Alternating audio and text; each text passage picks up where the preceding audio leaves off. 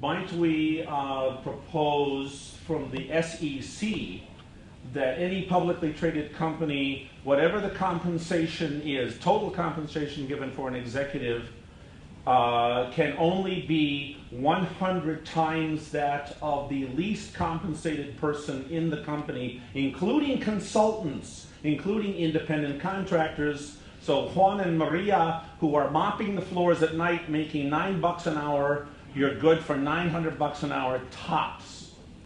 My friend David Sirota and a few other people had proposed a variation on this, which I really liked, which was to make the corporate tax rate a function of that ratio.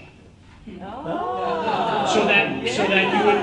So you would basically you would have to calculate out your ratio, and then the higher the ratio, the higher your corporate tax rate. So you can have whatever level of inequality you want, but you would essentially pay a premium on it. You would incentivize flatter salary structures. I really like that. Let me go to that executive compensation notion for a moment, just with a little raw data. In about 1975, in the United States, the average chief executive made about 14 times what the average worker made.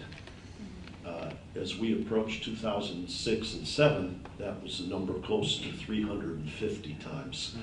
And when people say, oh, well, markets change and structures change, I would argue that that is wrong. It is a purely American phenomenon. Scandinavian companies, continental European companies, Japanese companies did not go from 14 to 400. They went from about 14 to about 26. And so there is a problem here, and some people might refer to absence of shame as part of this. And I remember for a while I lived in Greenwich, Connecticut, to see guys at the pool, and it's like if a guy didn't come home with a big stock option at Christmas, he felt ashamed to go to the Greenwich Golf Club because he didn't take down millions. It used to be in the old days, now I grew up in Detroit when the economy was very vital there, that executives, friends of my father's, he was a physician, they were ashamed if they took too much. That's a big psychological change, and how do we get at that psychology?